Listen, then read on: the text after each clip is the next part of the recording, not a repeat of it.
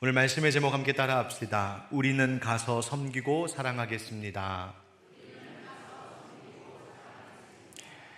새해 첫 주일 예배로 모였습니다. 국가적으로 참 어렵고 힘든 일들이 계속되고 있는 상황 속에서 이 새해가 시작되었지만 우리나라를 또 한국 교회를 사랑하시는 우리 하나님께서 이 한 해 가운데에도 우리 가운데 평강과 은혜로 함께해 주실 줄 믿습니다. 그저 우리는 지금의 상황 속에서 속히 하나님의 평화와 공의가 이 땅 가운데 회복되기를, 그래서 우리 백성들이 평안하게 생활하고 또 교회가 마음껏 주님 섬기며 생활할 수 있도록 그렇게 이 나라의 회복을 위하여서 함께 한 마음으로 기도하는 것, 여러분 그것이 우리의 사명이라 생각하겠습니다. 우리의 마음 흔들리지 말고 너무 근심하지 말고 하나님 반드시 이 나라 회복시켜 주실 줄 믿으시기 바랍니다. 2025년은 우리 하늘빛 광성교회가 10년을 달려오고 다시 새로운 10년을 출발하는 해입니다. 2015년 1월 창립한 이후로 만 10년 달려왔습니다. 함께 달려와 주신 여러분들께 진심으로 감사를 드립니다. 그런데 우리가 열심히 각자 달리는 것도 중요하지만 함께 어떤 방향으로 달려가느냐가 참 중요한 것 같습니다. 사도 바울은 자신이 달려가는 길의 방향을 잘 알고 있었습니다. 신년 특별 기도회의 주제 말씀이기도 한 사도행전 20장 24절에 보면 바울이 이런 고백을 하죠. 내가 달려갈 길과 주 예수께 받은 사명 곧 하나님의 은혜의 복음을 증언하는 일을 마치려 하면은 나의 생명조차 조금도 귀한 것으로 여기지 아니하노라. 아멘. 바울이 자신의 생명을 다하여 달리고자 했었던 그 길은 다름이 아닌 예수님께로부터 받은 사명 곧 주의 복음 전하는 길이었습니다. 바울에게는 예수님이 표대였고 예수님이 인생의 방향이었고 예수님 가신 그 길이 자기가 가야 할 길이었습니다. 그리고 그 길에는 반드시 하나님이 예비해 두신 영광이 있음을 확신했습니다. 그래서 디모데후서 4장에서 바울은 이렇게 또 고백합니다. 나는 선한 싸움을 싸우고 나의 달려갈 길을 마치고 믿음을 지켰으니 이제 후로는 나를 위하여 의의 면류관이 예비되었으므로 주 곧 의로우신 재판장이 그날에 내게 주실 것이며 내게만 아니라 주의 나타나심을 사모하는 모든 자에게도니라. 아멘. 바울이 자신이 달려온 인생길을 되돌아보며 뭐라고 고백했냐면 내 인생은 싸움의 길이었습니다 말합니다. 어떤 싸움? 내적인 갈등도 있었고 외부적인 공격과 핍박도 있었고 현실적인 문제, 관계의 문제, 육체적인 아픔과 질병, 고난의 문제 등 실제로 바울은 많은 싸움을 싸우며 살아와야 했습니다. 그러나 그는 그 싸움을 무슨 싸움이라고 고백하냐면 선한 싸움이다 말합니다. 어떤 싸움이라고요? 선한 싸움이라고요. 왜? 바로 그 싸움은 자기의 욕심, 자기의 영광을 위한 싸움이 아니라 주님께서 주신 사명을 위한 싸움, 복음을 위한 하나님 나라를 위한 싸움이었으니 그 싸움은 선한 싸움이요. 그리고 그 끝에는 반드시 주님께서 자기를 위하여 예비해 두신 의의 면류관 그 상급이 있을 것을 확신했던 것입니다. 그런데 바울은 말하기를 이것이 내게만 아니라 주의 나타나심을 사모하는 모든 자에게도니라 이렇게 이야기합니다. 그러니까 바울만 그 길 가다가 바울만 그 영광 얻는 것이 아니라 예수 그리스도를 믿고 주님 다시 오실 날을 간절히 기다리며 살아가는 모든 그리스도인들, 모든 제자들, 바로 우리들도 바울이 갔던 그 길 따라가야 하고 그 길에 있는 하나님 영광의 그 의의 면류관 그 상급이 예비되어 있음을 믿고 이 길 같이 가자고 우리를 초청하고 있는 것입니다. 여러분, 우리가 가야 할 길, 달려갈 길 이 길입니다. 우리가 지금까지도 이 길 열심히 달려왔다면 앞으로도 변함없이 우리가 함께 이 교회가 달려가야 될 길은 다름이 아닌 주님 복음 전하는 것, 예수님 사랑, 그 구원의 복된 소식을 세상 가운데 알리는 것, 여러분 그것이 우리가 평생 우리 교회가 계속해서 가야 할 길입니다. 특별히 지금처럼 암울하고 실망스러운 일들이 너무나 많은 이 시대 상황 속에서 교회가 과연, 그리스도인들이 과연 어떤 교회, 어떤 그리스도인이 되어야 할까 참 고심하게 됩니다. 여러분, 주님께서는 지금과 같은 이 시대 속에 우리 교회가, 우리 교회 성도들이 어떤 교회, 어떤 성도이기를 원하실까요? 교회의 정체성과 사명에 대하여 시대마다, 환경마다 많은 이야기를 달리할 수 있겠지만 그러나 본질은 달라지지 않습니다. 세상이 아무리 변해도, 상황과 환경이 달라져도 그리스도인의 본분은 변하지 않습니다. 그것은 예수님 사랑하는 것이요, 예수님 닮아가는 것이요, 예수님께서 앞서가신 그 길, 그 명하시고 가르쳐 주신 그 길, 우리도 충성스럽게 따라가는 것입니다. 그래야 우리가 구원을 얻고, 그래야 우리를 통하여서 주님의 복된 구원의 소식이 이 세상 가운데 알려져 세상 구원하는 일이 이루어지기 때문입니다. 그래서 우리는 가서 섬기며 사랑하겠습니다. 예수님 명령하신 일 잘 해보자고, 그것을 올해 우리의 표어로 삼고 오늘 그 말씀을 함께 나누려고 하는 것입니다. 어느 날 한 율법교사가 예수님께 물어왔습니다. 선생님, 무엇을 하여야 영생을 얻습니까? 성경에 보니까 이 율법교사가 좋은 의도로 물어본 것은 아니었다고 밝힙니다. 악의적인 동기가 있었습니다. 율법교사가 어려운 질문을 예수께 하면 예수님이 그거 대답하려다가 말이 꼬여서 혹은 실수로 율법에 어긋난 말을 하게 되면 그것을 책잡아 예수님을 공격하려는 심산이었습니다.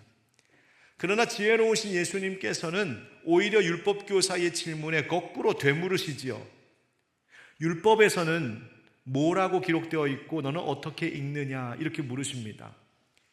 너는 어떻게 읽느냐라고 하는 말씀의 뜻이 무엇이냐면, 너는 율법에 기록되어 있는 것, 그것을 어떻게 이해하고 어떻게 늘 외우고 있느냐, 너 스스로 늘 반복해서 말하고 있는 그 율법의 가르침이 뭐냐, 그렇게 물어보신 겁니다. 이에 율법교사가 대답하지요. 자랑하듯 대답했을 겁니다. 27절 28절에 대답하여 이르되 내 마음을 다하며 목숨을 다하며 힘을 다하며 뜻을 다하여 주 너의 하나님을 사랑하고 또한 네 이웃을 네 자신같이 사랑하라 하였나이다.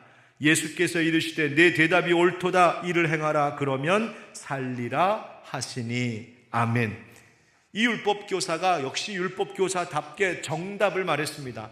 하나님 사랑, 이웃 사랑이라고 되어 있습니다. 예수님 그 대답 옳다고 인정하셨습니다. 그런데 예수님께서 옳다 인정하시면서 그 뒤에 덧붙이신 말씀이 무엇이었냐면 이를 행하라, 그러면 살리라 하셨습니다. 네가 율법을 그렇게 읽고 공부하고 그렇게 입에 달달달달 외울 정도로 배웠다 할지라도 행하지 않으면 소용없다는 말입니다. 네가 외우고 심지어 교사로서, 지도자로서 다른 사람들에게 가르치고 교육을 시켜도 정작 네가 행하지 않으면 소용없다는 것입니다. 그러니 이를 행하라, 그러면 너 구원 얻는다, 예수님 말씀하셨어요. 여러분, 분명합니다. 믿음과 행함은 분리된 것이 아닙니다. 말씀대로 순종하는 행함이 없는 믿음은 죽은 믿음이라고 말씀하신 그대로입니다. 믿음과 행함은 동전의 양면 같아서 내가 믿는다는 것은 행하는 것이요, 내가 행함으로 나의 믿음을 증명해내는 것입니다. 행함이 없다라면 나는 그저 기독교의 교리를 조금 알고 있을 뿐입니다. 예수님의 이 말씀에 율법교사가 다시 물었습니다. 자기를 조금 더 뽐내고 싶어서. 예수님 이웃사랑이라고 하셨는데 그렇다면 이웃이 누굽니까? 이웃에 대하여 정의해 주십시오. 이에 대한 대답으로 주신 이야기가 바로 오늘 본문인 선한 사마리아인, 여러분 잘 아시는 바로 그 이야기입니다. 강도 만난 자가 길에 쓰러져 거진 죽게 되어 있었습니다. 종교 지도자이고 율법에 능통하며 경건하여서 사람들에게 존경받는다 할 만한 제사장도 레위인도 그 쓰러져 있는 사람을 보고도 피하여 지나갔습니다. 못 본 것도 아니고 몰랐던 것도 아니고 성경은 봤지만 모르는 척 피하여 갔다고 말하고 있습니다. 왜 그랬을까? 불쌍히 여기는 마음이 없는 차가운 마음이었는지, 자기의 시간을 손해보고 싶지 않다라고 하는 이기적인 생각 때문이었는지, 아니면 그렇게 도울 만한 가치가 없다고 무시하는 그런 완악한 마음이었는지, 교만한 마음이었는지 알 수 없지만 아무튼 이 강도 만난 자, 죽어가는 사람을 외면하고 그냥 가버렸습니다. 정작 강도 만난 사람을 도운 자는 누구였을까요? 예, 맞습니다. 사마리아인이었습니다. 그 쓰러져 있는 강도 만난 자가 유대인인데 오히려 유대인과 적대적인 감정을 가지고 있는 사마리아인이 오히려 이 사람을 돕고 살렸습니다. 예수님 물으시죠? 제사장, 레위인, 이 사마리안 셋 중에 누가 진짜 이웃이냐? 답은 분명했습니다. 우리 37절 다 같이 읽겠습니다. 37절 시작. 이르되 가서 너도 이와 같이 하라 하시니라. 아멘. 여러분, 이 이야기의 앞에도 예수님께서 율법에 나온 그 말씀, 하나님 사랑, 이웃 사랑, 이를 행하라, 그러면 살리라, 행함을 강조하셨는데, 선한 사마리아인의 이야기를 하시고도 맨 마지막에 그 결론은 무엇이었냐면 가서 너도 이와 같이 하라 하는 것이었습니다. 믿음은 아는 것이 아니라 행함에 있다는 겁니다. 바로 이것이 교회와 그리스도인의 사명이자 정체성입니다. 우리의 가야 할 길이 바로 여기에 있습니다. 그래서 올해의 표어가 우리는 가서 섬기고 사랑하겠습니다고, 이것이 바로 앞으로 우리가 10년 동안 가야 할 길입니다. 가서 너도 이와 같이 하라. 누구처럼 하라는 이야기입니까? 바로 선한 사마리아인 같이 하라는 이야기죠. 그가 진짜 이웃이라고요. 여러분, 이웃이 누구일까요? 옆집 사는 사람이 이웃입니까? 평소에 잘 알고 지내는 사람이 이웃인가요? 좋은 감정 가지고 친하게 가깝게 지내는 사람이 이웃입니까? 여러분, 예수님이 정의하신 이웃은 그런 개념이 아니었습니다. 잘 알고 지내는 사람, 옆집 사람, 사이 좋은 사람, 그런 사람 두고 예수님 지금 말씀하시는 것이 아닙니다. 강도 만난 사람에게 이웃은 사마리아인이었습니다. 이 사마리아인은 일면식도 없었고 옆집 사는 사람도 아니었고 좋은 감정의 입장에 있는 사람들도 아니었습니다. 유대인과 사마리아인, 좋지 않은 적대적 감정을 가진 각자의 입장이 있었습니다. 그런데 이웃이 되었답니다. 이웃 사랑이 이루어졌답니다. 이유는 단 한 가지입니다. 그가 자비를 베풀었기 때문입니다. 말로만 아니라 또 마음으로만도 아니라 실제로 그는 자신의 것을 들여 그를 돕고 보살펴 살려내는 자비를 베풀었기에 그것이 이웃이 되는 조건이었습니다. 여러분, 우리는 어떤 그리스도인, 어떤 교회 되어야 할까요? 예수님 명령하신 대로 이웃 사랑하라고 하셨는데 도대체 우리는 누구에게 지금 이웃이 되어 있는 것일까요? 오늘 그 말씀을 함께 나누려고 하는 겁니다. 오늘 세 가지 중에 두 가지만 하겠습니다. 한 가지는 다음 주에 하겠습니다. 우리 한번 첫 번째 따라 하겠습니다. 우리는 낮은 곳으로 가겠습니다. 여러분, 이 선한 사마리아인 예수님의 이야기 끝에 명령하신 명령의 말씀, 그 첫 번째 명령어는 뭐냐면 영어 성경으로 봐도 우리가 잘 아는 단어입니다. go입니다. go. 가라. 가라. 여러분, 누군가의 이웃이 된다는 것은 그냥 여기 서서 말하고 토론하는 것이 아니라는 말씀입니다. 누군가의 이웃이 된다는 것은 가서 행하는 실천임을 강조하고 계신 것이죠. 율법을 아는 것에, 그저 성경의 말씀을 아는 것에 머물러 있지 말고 거기서 일어나 나와서 너의 도움과 너의 자비를 필요로 하는 대상을 찾아가라고 하시는 겁니다. 이 자비를 베푼 선한 사마리아인, 성경에 보니까 여행 중이었다고 합니다. 이 말은 어디 놀러 가고 있었다는 말이 아닙니다. 바삐 그 길을 가고 있었던 겁니다. 예루살렘과 여리고 사이에 이 약 한 40km 정도 거리가 되는 이 사이 길은 암석들이 가파르고 굉장히 길이 험한 곳이랍니다.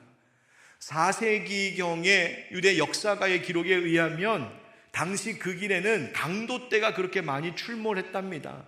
용무가 있어서 상업상 오고 가는 사람들이 많았는데 그 사람들에게서 돈 뜯어내는 그 일을 강도들이 한 것입니다.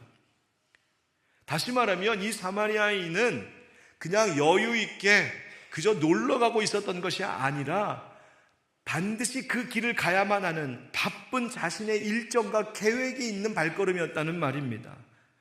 그러나 사마리아인은 자기 계획, 자기 일정, 자기의 발걸음보다 당장 죽게 된 자를 살리는 것이 그에게 우선이 되었습니다. 왜? 그의 죽어가는 고통에 공감했고 그를 불쌍히 여기는 마음이 들었고 그냥 가서는 안 되겠다, 내가 살려야겠다는 그 마음의 소리에 응답했습니다.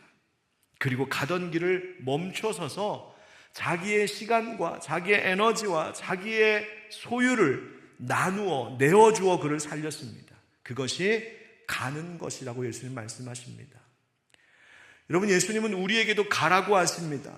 우리의 주변에도 우리의 사랑과 도움, 우리의 위로와 치료가 필요한 자들이 많을 텐데 그들에게 가서 그들을 돕고 보살피라 하십니다.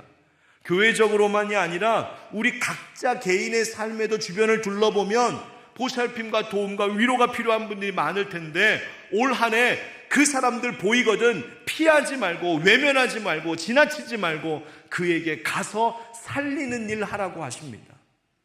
여러분, 가려면 어떻게 해야 될까요? 내가 있는 자리에서 벗어나야 됩니다. 내가 익숙하고 안전하고 편안한 자리, 그거 고집하고 주저앉아 있으면 갈 수 없습니다. 거기서 이탈해야 갈 수 있습니다. 하나님께서 아브라함 처음 부르실 때도 그랬습니다. 떠나라 하셨죠. 가라 하셨죠. 자기의 미래가 보장되어 있고 자기의 안전이 보장되어 있었던 그 집, 그 고향 친척 아버지의 집을 떠나서 가라 하셨습니다. 가야 순종하는 것이었고 그래야 하나님의 역사가 이루어지기 때문이었습니다. 여러분, 익숙함과 편안함에서 벗어나야 우리는 갈 수 있습니다. 여러분, 우리 하늘빛 광성교회가 이제 10년밖에 되지 않았지만 그 사이에도 어쩌면 우리에게 익숙해져 버린 것이 있을지도 모르겠습니다. 이 정도면 됐다, 이만하면 됐다, 이대로면 됐지 하면서 그냥 이 정도에서 안주하려고 하는 마음이 있을지 모르겠습니다. 그러나 아닙니다. 우리 개신교도들, 보통 프로테스탄트라고 말하죠. 우리 개신교도들, 프로테스탄트들이 늘 경계해야 되는 것 중에 하나가 뭐냐면 지금의 현실에 타협하고 안주해버리는 것입니다. 편안함에 익숙해져 버리는 것입니다. 자기 욕심, 자기 만족, 자기 이기심, 개인주의, 그런 것에 빠져서 내 것을 놓지 못하고 내가 변하려 하지 않고 떠나려 하지 않고 나아가려 하지 않는 그 마음, 그거 경계해야 됩니다. 그렇게 되면 우리는 갈 수가 없기 때문입니다. 프로테스탄트, 저항하는 사람들이란 뜻입니다. 우리가 저항하는 사람들입니다. 무엇에 저항하는 사람들인가? 바로 우리로 하여금 세상에 안주하고 타협하고 그저 신앙의 영적인 매너리즘 가운데 빠져있는 우리들, 그것에 저항하여 난 오늘도 가겠습니다. 난 오늘도 주님께서 명령하신 곳으로 가겠습니다. 난 오늘도 변화되고 개혁되겠습니다. 바로 그것이 개신교인들입니다. 여러분, 그리스도인은 예수님 말씀하시기를 세상의 빛과 소금이라고 하셨습니다. 즉 세상 속으로 들어가서 그곳에서 해야 할 역할이 있다는 말입니다. 예수님께서 승천하시면서 제자들에게 남기신 마지막 지상 명령 가운데도 그 명령의 말씀 첫 번째 명령어가 무엇이었습니까? 마태복음 28장 19절에 그러므로 너희는 뭐하고? 가서 가라고 말씀하십니다. 너희들끼리 좋아 모여 있지 말고 흩어져 가라고 말씀하십니다. 세상으로 흩어져 들어가라고 말입니다. 제가 신학 공부를 처음 시작한 해, 제가 처음 신학대학원 갔었던 해가 2002년 월드컵 할 때입니다. 그때 꽤 괜찮았습니다. 네. 그런데 2002년 월드컵 그때 신학교에 가고 2003년, 2004년에 교육전도사로 학생이면서 사역했습니다. 그리고 나서 2005년부터, 그러니까 지금으로부터 정확하게 20년 전부터 전임 사역하기 시작했습니다. 처음 전임 전도사로 그리고 목사 안수를 받았던 교회가 지금도 있는 노원구 태능에 있는 아가페 교회입니다. 바로 저를 목회의 길로 이끌어 주셨던 목사님, 외삼촌 목사님이 개척하셨던 바로 그 교회입니다. 그런데 그 목사님이 신학 공부를 하실 때에, 그러니까 80년대 이야기죠. 신학 공부를 하실 때에 항상 학교에서 이러고 다니셨답니다. 나는 앞으로 카페 교회 할 거야. 그러셨답니다. 교회에 카페를 만들겠다는 거예요. 여러분, 지금은 교회에 카페에 있는 게 너무나 자연스럽잖아요. 그렇죠? 그래서 카페에서 함께 차 마시고 교제하는 건 너무 자연스럽지만 당시 80년대 그리고 그 교회에 한참 된 90년대 초반까지만 해도 한국 교회는 아직 카페를 교회 안에 만든다는 게 너무 낯설고 오히려 굉장히 급진적인 것으로 여겨졌던 일이었습니다. 그래서 이상한 눈으로 볼 정도였어요. 아니, 교회에 무슨 카페를. 그래서 당시 한국 교회에서 거의 처음으로 교회 카페를 시작하시고 문화 선교를 시작하셨던 분이 바로 이 목사님입니다. 그래서 당시에 좀 깨어있는 앞서가는 많은 젊은 목회자들이 탐방하러 왔었습니다. 그런데 그 카페의 역할이 무엇이었는지 아십니까? 그 카페의 역할은, 교회의 카페가 생긴 역할은 단지 성도들끼리 모여서 교제하라고 있는 곳이 아니었습니다. 그냥 성도들끼리 모여갖고 우리끼리 수다 떨고 차 마시면서 그렇게 사랑방 하라고 만들어 놓은 것이 아니었다는 말입니다.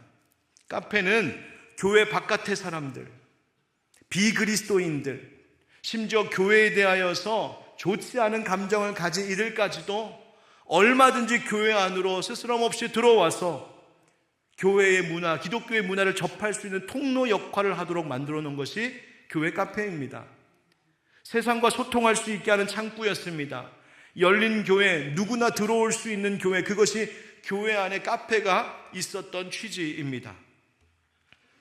그런 교회, 그런 목회의 모델이 되었던 교회가 또 있었습니다. 그러니까 그 앞에 교회가 또 표방하던 교회가 하나 있었습니다. 그래서 미국 워싱턴에 1947년에 세워졌던 고든 코스비 목사님이 세우신 세이비어 처치, 세이비어 교회라는 교회입니다. 세이비어 교회에 대한 여러 가지 책들이 많이 나와 있는데 그 중에 한 권이 바로 이런 책입니다.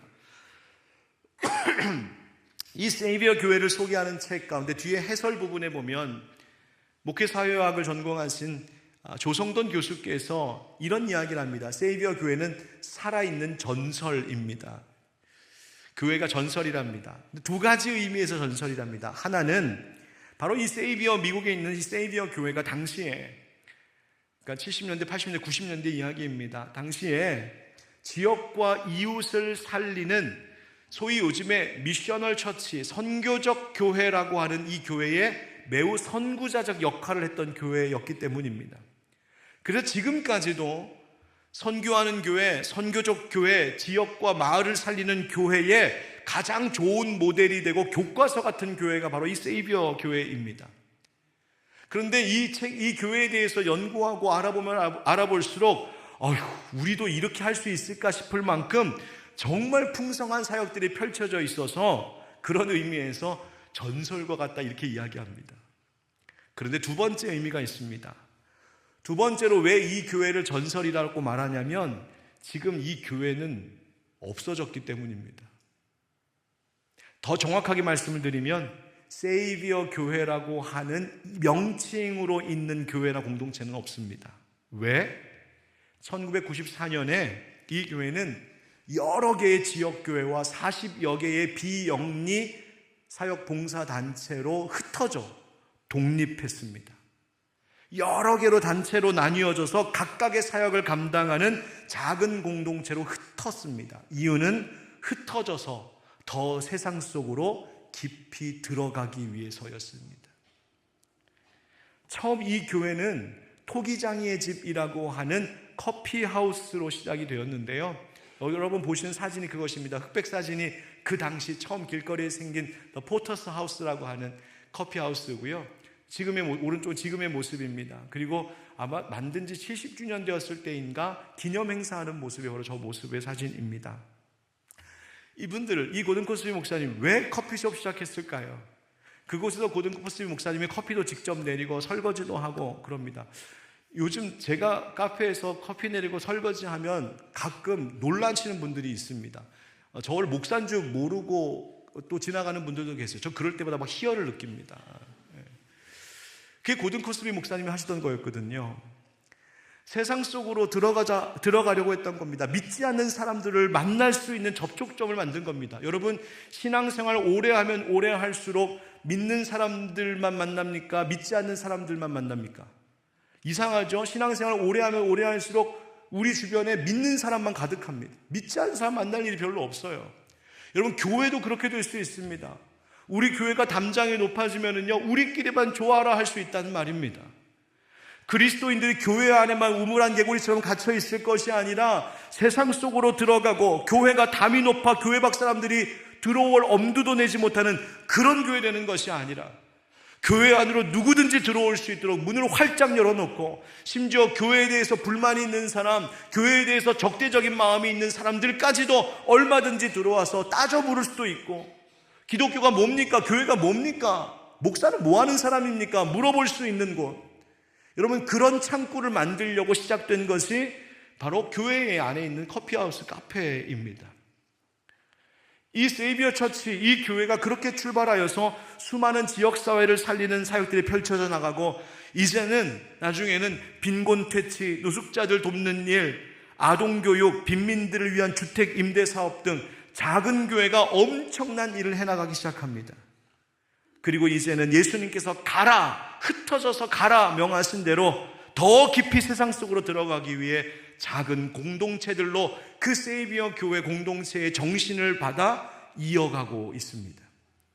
여러분, 시대가 바뀌어서 목회와 사역의 방법들이 참 다양해졌고 교회의 모습도 많이 달라지고 있지만, 여전히 세상 속으로 들어가라 하시는 우리 주님의 명령은 동일합니다.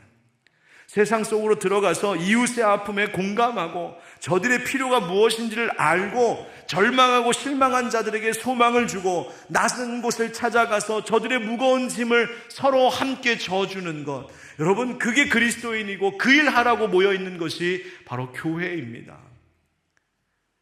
갈라디아서 6장 2절에 너희가 짐을 서로 지라 그리하여 그리스도의 법을 성취하라 말씀하십니다. 여러분, 짐지고 살아가는 사람들 얼마나 많습니까? 마음의 무거운 짐, 현실의 짐, 여러 가지 무거운 죄의 짐들을 가지고 살아가는 일도 많습니다. 바로 그 무거운 짐을 나눠지기 위하여 세상 속으로 들어가고 지역사회로 들어가고 마을의 이웃들에게로 찾아가는 것, 바로 그것이 교회이어야 합니다. 우리 성도들도 각자의 일상 속에서 나의 도움과 사랑을 필요로 하는 누군가가 발견되었을 때, 여러분, 피하지 말고 모른 척하지 말고 외면하지 말고 한 걸음이라도 그에게 다가가 작은 손 내밀며 주님 명령하신 일에 순종할 때 바로 거기에서 예수님의 사랑이 열매 맺고 하나님 나라가 이루어질 줄 믿습니다. 두 번째 따라합시다. 우리는 주께 하듯 섬기겠습니다. 예수님께서 가라 하신 명령 다음에 뭐라고 말씀하셨냐면 너도 이와 같이 하라 하셨습니다. 바로 그 선한 사마리아인의 선행을 본보기로 주셨고, 그 모습은 마치 우리를 위한 예수님의 모습이기도 했습니다. 여러분, 우리가 사실 강도 만나 죽어가는 자들이었습니다. 세상에서 죄로 인하여서 쓰러져 그저 내버려 두면 멸망으로 죽을 수밖에 없는 우리들의 형편이었는데, 그런 영혼들 긍휼히 여기셔서 하늘에 계신 아버지의 아들께서 이 땅에 인간의 몸으로 오셔서 성육신 하셔서 우리를 찾아오시고 마치 선한 사마리아인과 같이 자기의 것을 주어 그 자기의 살과 피를 내어주어 살려내신 이가 바로 우리 예수님 아니십니까? 우리가 그 섬김을 받았습니다. 예수님 분명히 말씀하셨어요. 마태복음 20장 28절에 인자가 온 것은 섬김을 받으려 함이 아니라 도리어 섬기려 하고 자기 목숨을 많은 사람의 대속물로 주려 함이니라. 나 섬김 받으러 온 것 아니다, 섬기러 왔다 하셨어요. 여러분, 그리스도인의 삶은 섬김의 삶입니다. 종의 삶입니다. 하나님 사랑, 이웃 사랑은 다른 말로 이야기하면 하나님 섬김, 이웃 섬김입니다. 예수님께서 우리에게 보여주신 섬김은 어떤 섬김이었습니까? 그건 대가를 바라지 않는 섬김이었습니다. 자신의 전부를 내어주는 섬김이었습니다. 허리에 수건을 메고 무릎 꿇어 더러운 제자들의 발을 친히 씻겨주신 선생님의 종되신 섬김이었습니다. 예수님께서 그 제자들의 발을 씻으신 후에 뭐라고 말씀하셨지요? 내가 너희에게 행한 것 같이 너희도 행하게 하려 하여 본을 보였노라 말씀하셨습니다. 내가 너희들의 발을 씻었으니 너희도 발 씻어라. 내가 너희를 섬겼으니 너희도 가서 섬겨라. 내가 너희들에게 나의 전부를 내어주었으니 너희도 그 전부를 내어주는 내 길을 따라와라. 여러분, 그것이 그리스도인이고 그것이 교회의 정체성입니다. 앞서 소개해드렸던 세이비어 교회 이야기를 좀 더 하겠습니다. 우리 교회가 좀 많이 배우고 싶은 점들이 많아서 아마 다음 주에도 이야기를 할 텐데요. 여러분, 이 세이비어 교회는 창립한 지 70년 동안, 창립하고 교회가 있었던 지 70년 동안 성도, 교인의 수가 150명 안팎이었습니다. 15,000명 아니고 1,500명 아니고 150명 안팎이었어요. 그런데 150명의 교인이었던 이 교회가 1년 선교비 예산, 선교와 복지사역을 위해 쓰는 선교비 예산이 약 2천만 달러, 우리 돈으로 200억이 훨씬 넘는 예산이었습니다.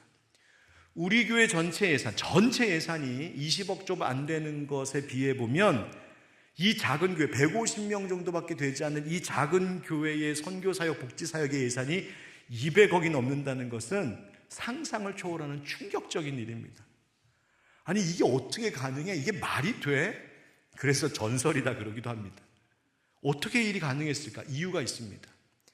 큰 사역을 감당하면서도 교인 수는 70년 동안 150명의 수에서 크게 달라지지 않았는데 왜 그랬을까? 이유는 이 세이비어 교회는 예배에 참석하는 성도들이라고 해서 다 그 교회 멤버들로 인정한 것이 아니었기 때문입니다.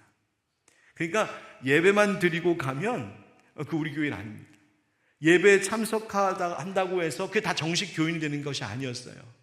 정식 교인, 즉 그 교회의 정회원, 멤버십이 되려면 조건이 있었습니다. 그 조건이 뭔가요?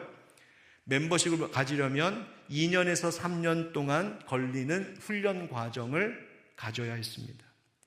5과목의 신학 수업을 들어야 했고 기도 훈련을 받아야 했습니다. 매일 1시간 이상 성경 읽고 기도해야 했고 매년 2번의 침묵 영성 수련회를 반드시 참가해야 했습니다. 재정을 내려놔야 했습니다. 온전한 11조 드리기, 소그룹 모임에 매주 참여하기, 은사를 개발하고 지역사회 사역에 자원봉사 참여하기와 같은 이 일을 하겠노라고 서약하고 이 일을 해야 멤버십이 되는 거였어요. 다시 말해 이 교회의 등록교인, 이 교회의 소속 교인은 그냥 등록카드 쓰면 되는 것이 아니라 거의 목회자, 거의 사역자 수준으로 훈련을 받고 헌신해야 그 교회의 정회원이 되는 것이었어요. 그리고 매년마다 서약을 갱신했습니다. 1년이 지나면 다시 자기가 지난 1년 그렇게 살아왔는지, 앞으로 다시 1년을 그렇게 할 수 있을지를 잘 돌아보고 생각해보고 자신 없으면 다시 멤버십을 내려놔야 했습니다. 이처럼 고강도의 훈련을 받은 150명의 수가 바로 이 세이비어 교회의 사역을 감당하게 했고, 이 세이비어 교회가 그와 같은 선교적 교회, 이웃과 지역사회를 살리고 연약하고 가난한 자들을 살리는 이 일에 헌신한다는 소문이 들자 수많은 사람들이 관심을 갖고 거기에 도네이션하기 시작했고, 그래서 예산이 200억 이렇게 예산으로 사역을 할 수 있었고, 거기에 관심을 갖고 큰 도전을 받았던 인물 중에 하나가 여러분도 아마 잘 아실 바로 헨리 나우엔이라고 하는 영성가였습니다. 이 고강도의 훈련을 받고 사역의 중심, 코어가 되고 있는 이 일꾼들, 이 멤버십들을 세우는 데 있어서 가장 중요한 핵심적인 훈련 과정이 하나 있었는데 바로 그것이 뭐냐면 Servant Leadership School이었습니다. 섬김의 리더십 학교. 다시 말하면 이 교회가, 그 작은 교회가 엄청난 파워로 사회와 이 세상을 섬길 수 있었던 그 핵심적인 원동력에는 무엇이 있었냐면 섬김이 있었다는 거예요. 섬김의 정신, 섬김의 영성. 여러분, 우리 하늘빛 광성교회와 함께하고 있는 광성 형제교회들의 공통된 교회의 정신인데 그것이 하나가 섬기는 교회입니다. 과연 우리 교회 안에는 섬김의 영성이 흐르고 있을까요? 누가 봐도 이 교회 성도들은 섬기는 일에 있어서는 둘째 가면 서럽겠다 할 만한 말을 듣고 있을까요? 남들이 섬기지 않으려는 것, 그것 내가 먼저 섬기겠습니다라고 하는 준비되어 있을까요? 우리 서로에게, 더 나아가 이 지역 이후의 세계, 과연 우리는 섬김의 교회라고 하는 평을 받을 수 있을까요? 여러분, 섬김은 나를 낮추는 일입니다. 내가 아무것도 아님을 시인하고 인정하는 것입니다. 내가 종, 노예가 되는 것입니다. 종, 노예에게는 네 가지가 없다고 말하지 않습니까? 예, 전문용어로 4가지가 없다고 이야기하는데, 네 가지가 없답니다. 자유가 없고, 소유가 없고, 권리가 없고, 받을 영광이 없다고 말씀하지 않습니까? 여러분, 우리는 그렇게 살아가야 되는 사람들입니다. 대신 다른 사람을 높여주는 겁니다. 다른 사람 인정하고 존중하고 잘한다 칭찬하고 영광은 다 다른 사람에게 돌리는 것, 그게 바로 종입니다. 여러분, 사실 생각해보면 우리는 지금까지 누군가의 섬김 속에 살아왔습니다. 태어날 때부터 섬김받으며 살아왔습니다. 여러분, 태어나서 스스로 기저귀 갈고 알아서 밥 챙겨 먹고 사신 분 계세요? 아무도 없잖아요. 누군가가, 우리 부모님이, 우리 어른들이 날 섬겨주셨으니 내가 살 수 있었습니다. 우리가 먹는 식탁 위에 음식만 봐도 그렇습니다. 그 소박한 식탁일지라도 그 음식이 거기에 올라오기까지 누군가가 섬기지 않았으면 우리는 먹을 수 없는 것들입니다. 우리는 모든 다른 사람들의 섬김 속에 존재합니다. 내가 그리스도인이 될 수 있었던 것도 누구가 예수님의 사랑으로 섬겨주었으니 내가 믿음을 가질 수 있었고 하나님 자녀 될 수 있었던 것이죠. 섬김이 이 세상을 가능하게 만듭니다. 지난 10년 동안 우리 사랑하는 성도님들이 열심히 섬겨주신 것 정말 감사드리고 하나님 기억하실 줄 믿습니다. 맡은 직분과 사명으로 섬겨주시고 굳은 일, 남들 하지 않는 일, 여러 봉사의 일, 시간과 물질을 내어놓는 일들도 섬기셨습니다. 어려운 이들을 돕고 선교사님들과 기관들을 돕고 지역사회와 기관들과 협력하여 돕기도 하고, 올해부터는 이 지역에 있는 외국인들 고양시 다문화 가족 지원센터를 우리가 수탁받아 섬기게 되었습니다. 여러분, 왜 이런 일 해야 할까요? 그 일이 교회가 있는 이유이기 때문입니다. 돌봄이 필요한 이웃들이 아직도 많습니다. 홀로 사시는 노인들, 몸과 마음이 아파서 상담과 치유가 필요한 분들, 방황하는 아이들과 청소년들, 자살 충동에 빠져 있는 아이들, 생활에 어려움이 있는 이들, 중독에 빠져 있는 이들, 해외 노동자들, 다문화 가정들, 그리고 영적으로 방황하고 쓰러져 있는 분들, 선한 사마리아인의 손길이 필요한 분들입니다. 바로 그 일 하라고 하나님은 우리에게 올해를 주셨습니다. 사도 바울이 이렇게 권면합니다. 에베소서 6장에 눈가림만 하여 사람을 기쁘게 하는 자처럼 하지 말고 그리스도의 종들처럼 마음으로 하나님의 뜻을 행하고 기쁜 마음으로 섬기기를 누구에게 하듯 주께 하듯 하고 사람들에게 하지 말라. 모든 일에 우리 예수님 섬기듯 섬기라 하십니다. 기독교의 격언 중에 이런 말이 있습니다. We are saved to serve. 우리는 구원받았습니다. 왜? 섬기라고 구원받았습니다. 바로 섬김이 주님이 우리를 구원하신 이유랍니다. 사랑하는 성도 여러분, 올 한 해 우리 하늘빛 광성교회가 그리고 앞으로 10년 하나님 가라 하시는 곳 가서 나의 것을 드려 섬기는 교회로서 그렇게 쓰임받는 우리 교회, 우리 모든 성도님들 될 수 있기를 구주 예수님의 이름으로 축원드립니다.